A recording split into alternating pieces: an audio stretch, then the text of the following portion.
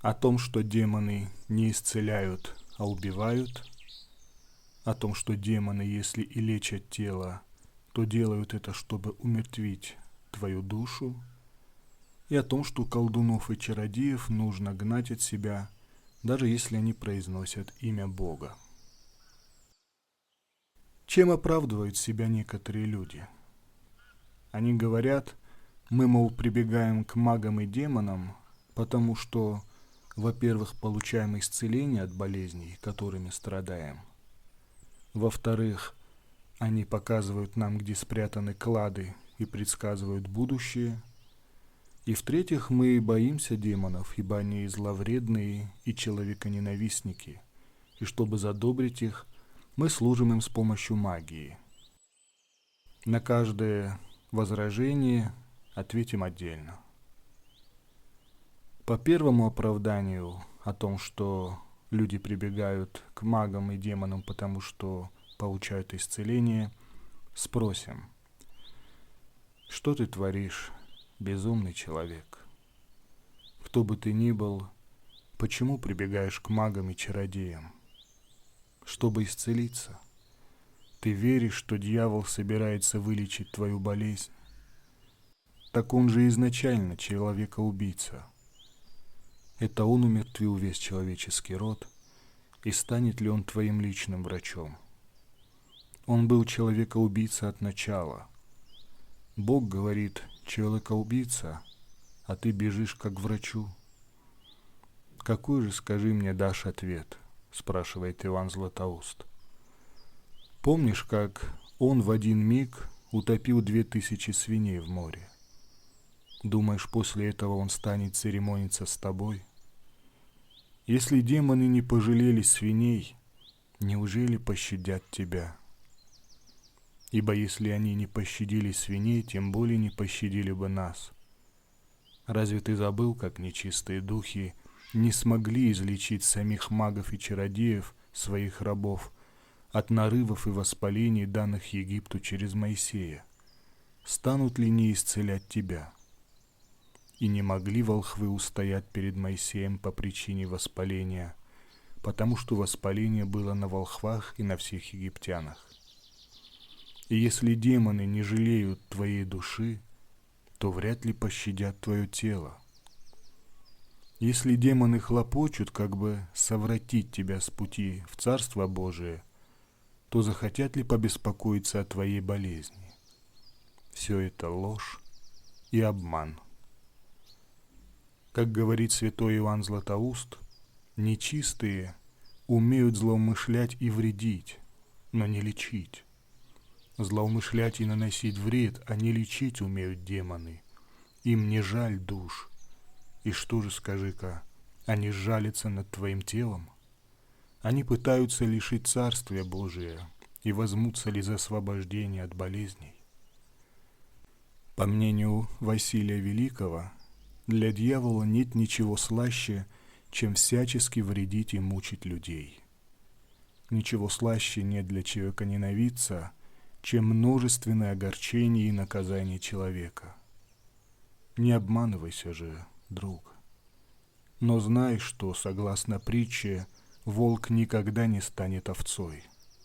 Так и дьявол никогда не будет целителем. Скорее остынет пламя и сделается горячим лед, чем дьявол воистину начнет лечить. Даже если бы он и захотел исцелить тебя, то не смог бы, потому что совершенно бессилен. Если мы предположим, что он может тебя излечить, все равно не захочет делать этого, потому что здоровье человека – это благо. Дьявол же ненавидит всякое добро, потому и зовется благоненавистником. Но даже если мы и допустим, что он пожелает лечить тебя, не сумеет. Как говорит священномученик Дионисий Ареопагит, помрачился свет ангельского знания, которым он обладал. Так и святой Василий Великий считает, что, когда дьявол пал, стерлось бывшее у него блаженное обладание знанием, и вспыхнуло все противоположное, то есть незнание и злоба. Отпавший от единства и отвергнув ангельский чин, дьявол по стати своей назван был дьяволом.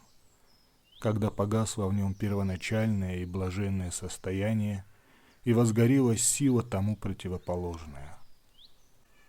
Демоны, если и лечат тело по попущению, то делают это, чтобы умертвить душу нашу. Так что внемли, брат, и верь, что только один Бог, истинный врач душ и телес. А от магов и демонов можно получить одну лишь видимость исцеления.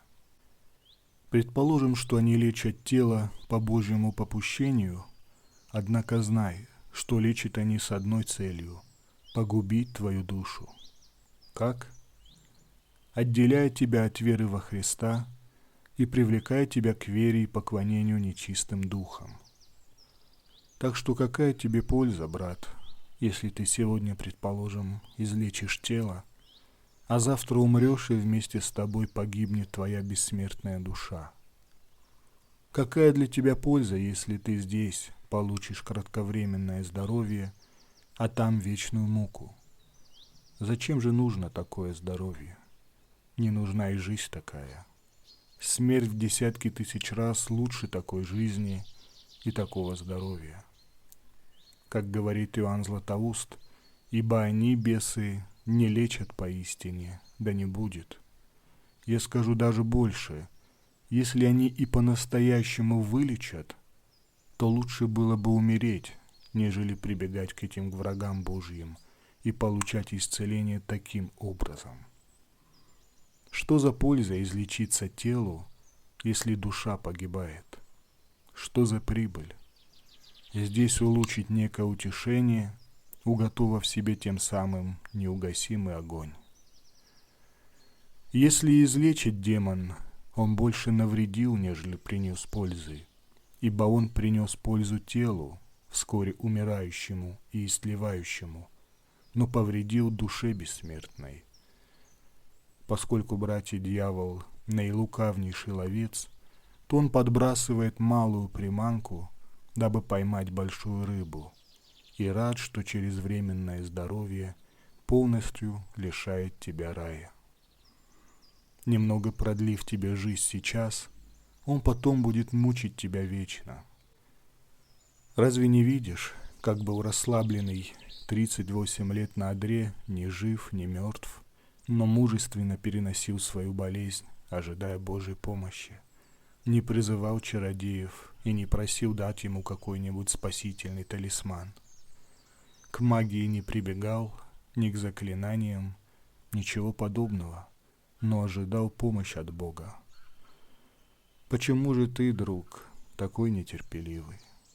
Чуть заболел или проблемы, и сразу бежишь к колдунам и ворожеям? Разве ты забыл, что Лазарь, покрытый язвами, всю жизнь пролежал у дверей богача? Он так ослаб, что не был в силах отогнать псов, лизавших его раны. Но тем не менее предпочитал лучше умереть от болезни, чем обратиться к колдунам и талисманам. Однако ни заклинателя не призывал, ни подков не касался, ни волхвов не призывал к себе, говорит нам Иоанн Златоуст. А ты?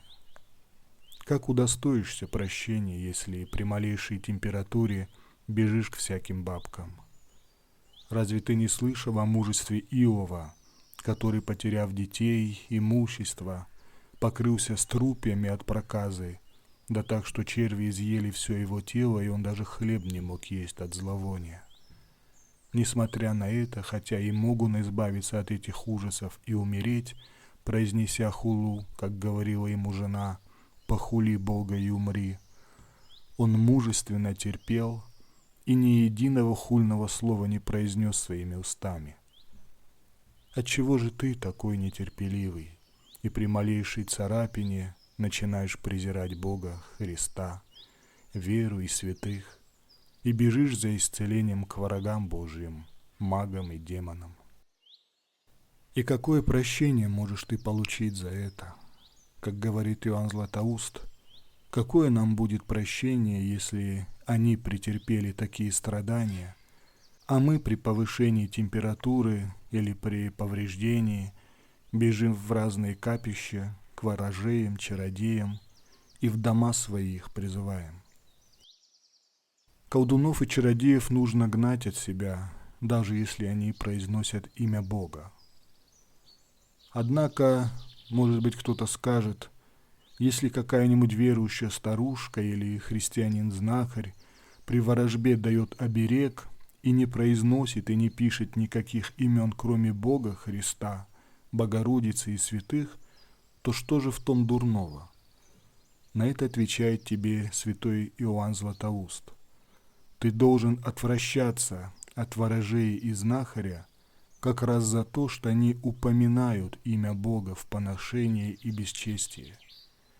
Будучи христианами, они поступают как язычники, ибо и демоны, хотя и произносят Божие имя, все равно остаются демонами. Некоторые в свое оправдание говорят, что творящая эти заклинания христианка, и что она ничего иного не произносит, кроме Божьего имени. Итак, именно за это я отвращаюсь от нее, что она использует имя Божие для поношения, что она, говоря, что она христианка, являет себя язычницей, ибо и демоны имя Божие произносили, но были демонами. И так говорили ко Христу: «Знаем Тебя, кто Ты, святый Божий». И однако Он запретил им и изгнал.